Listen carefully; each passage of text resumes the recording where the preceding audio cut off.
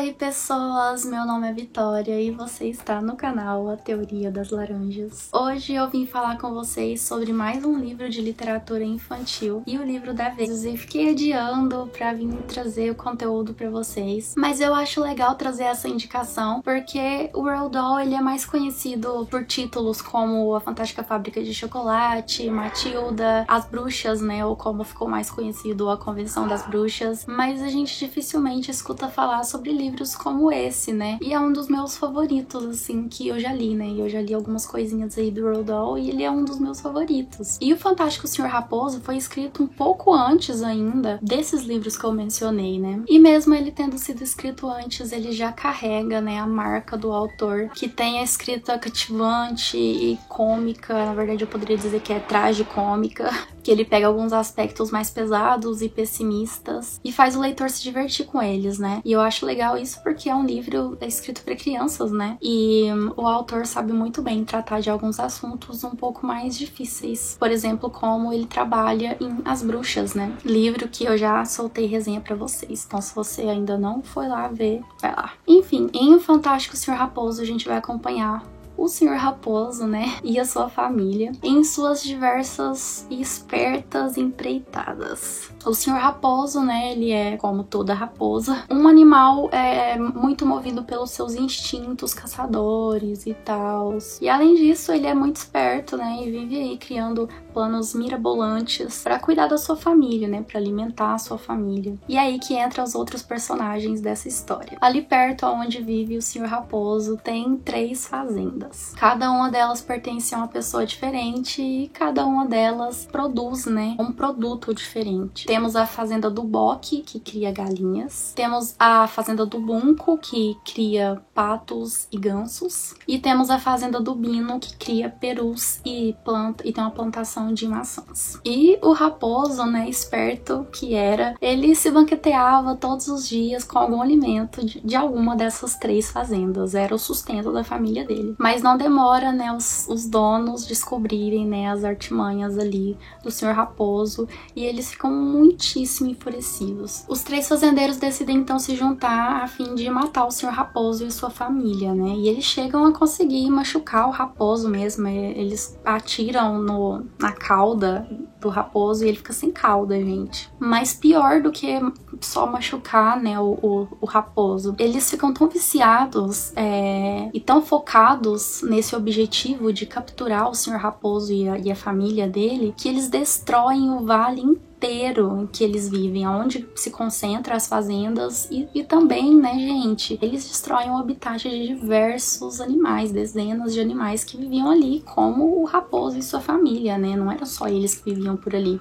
E então o raposo, né, ele vai ter que usar de toda a sua esperteza para conseguir salvar a sua família e também os outros animais, porque ele acaba se sentindo responsável, porque no final das contas a culpa é meio que dele mesmo, né? E o objetivo dele agora é procurar um lugar seguro, né? Pra ele, pra família e pra esses outros animais. E, gente, o raposo, ele é uma raposa muito safada, ele é um bichinho muito safado. Porque, tipo assim, ele não quer, sei lá, fugir dali, procurar um lugar seguro e viver de caça, sabe? Caçar o próprio alimento. Ele quer de todos os modos, tipo, não tem outro objetivo pra ele, a não ser aquele, que é viver ali perto daquelas 3 fazendas e continuar usufruindo, né, daquela mordomia ali com os alimentos ali do Boque, do Bunco e do Bino, né? E ele não vai medir esforços pra conseguir enganar e humilhar esses 3 fazendeiros, gente. E eu gostei muito da caracterização dos personagens, né? O autor aqui, como a gente tem um livro de pouco mais de 80 páginas, é bem curtinho, o autor vai se usufruir do caminho mais simples, né, para conseguir caracterizar os personagens. Ele vai fazer uma espécie de caricatura mesmo, pegar as características mais marcantes assim de cada personagem e jogar para você. Então você vai identificar cada personagem através da sua característica. Então a gente tem o raposo, que é o espertalhão, a gente gente tem o Bock, que é o gorducho, a gente tem o Bunko, que é super baixinho, aí a gente tem o Bino, que é magrelo e super alto, enfim, e por aí vai. E eu acho que isso cria uma dinâmica muito gostosa, ele transforma a história numa coisa caricata mesmo, sabe? Uma coisa exagerada. E eu acho que combina muito com o que ele tá trazendo aqui, né? Com o enredo em si, com o propósito mesmo do autor. E apesar da história parecer simples, né? Ela ficar nesse jogo de gato e rato entre o raposo e os três fazendeiros, o autor não deixa de dar um pouco mais de profundidade para a história, levantando questões e nos fazendo questionar, né, a respeito de algumas coisas da natureza, por exemplo, né, que é o mais marcante para mim, porque por causa, né, dessa corrida ali, né, entre os fazendeiros e o raposo, eles acabam destruindo todo o vale. Eles usam várias máquinas para cavar o chão, porque o raposo acaba se escondendo debaixo da terra. Enfim, aí a gente é levado a questionar a respeito disso, né, sobre o desmatamento, sobre essa coisa de tirar os animais dos seus habitats naturais em prol de objetivos fúteis, né, tipicamente humanos. Então, eu gosto do Roald Dahl tratar disso, mas o legal é que ele não reforça isso, ele não faz você, tipo, ficar olhando pra ele, tipo, nossa, olha aqui, eu estou mostrando o desmatamento, estou mostrando animais sofrendo. Não, ele faz isso de uma maneira muito leve e cômica.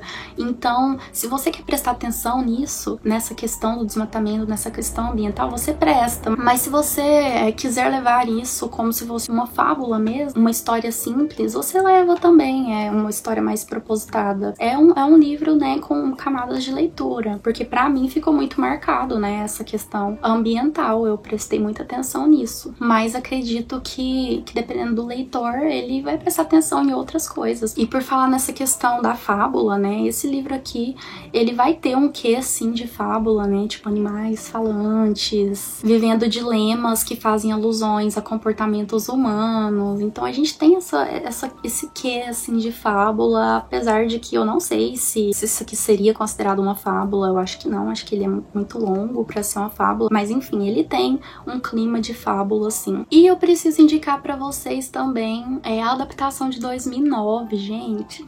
Que adaptação mais boa. O filme foi dirigido pelo Wes Anderson, que pra mim apresentou essa história de uma maneira muito diferentona, assim, mas não necessariamente a história. Ele criou uma estética muito legal, muito dinâmica, e eu acho que, tipo, transporta muito bem a ideia do Roald Dahl, que, como eu disse, é um livro bem exagerado, super caricato. E aí, o que o Wes Anderson faz? Ele transforma esse filme, ele grava esse filme todo em stop motion, e, tipo, com personagens hiper exagerados. E o diretor, ele vai ampliar mega, né, os personagens, porque, como eu disse, é um livro muito curto, então os personagens, eles têm características marcantes, mas não tem grandes profundidades. Como eu disse, é o Bock, que é muito gordo, o Bino, que é magro e alto. Não, aí no filme, o diretor, né, o Wes Anderson, ele amplia super o passado dos personagens, o que eles estão sentindo, e a gente tem algumas coisas distintas, porque, por exemplo, aqui, né, o Sr. Raposo, ele vive com a esposa e com 3 filhotes, né, 3 raposinhas. Já no filme, a gente tem só um filho, então dá muito mais espaço pra gente conhecer essa relação, né, pai e filho, e conhecer mesmo o personagem, a peculiaridade do filho dele, por exemplo, porque no livro, tipo, é totalmente generalizado, assim, ele tem 3 filhos, e é isso. E é isso, super recomendo aí, tanto o livro quanto a adaptação, uma das melhores adaptações que eu já vi, assim. Eu gosto muito, eu já assisti várias vezes, gente, eu fiquei viciada. Ela tá disponível no Prime Video, né, na plataforma de streaming da Amazon, então confiram lá, gente, muito bom. E deixo a recomendação aí pra vocês. Essa aqui é a edição da Martins Fontes.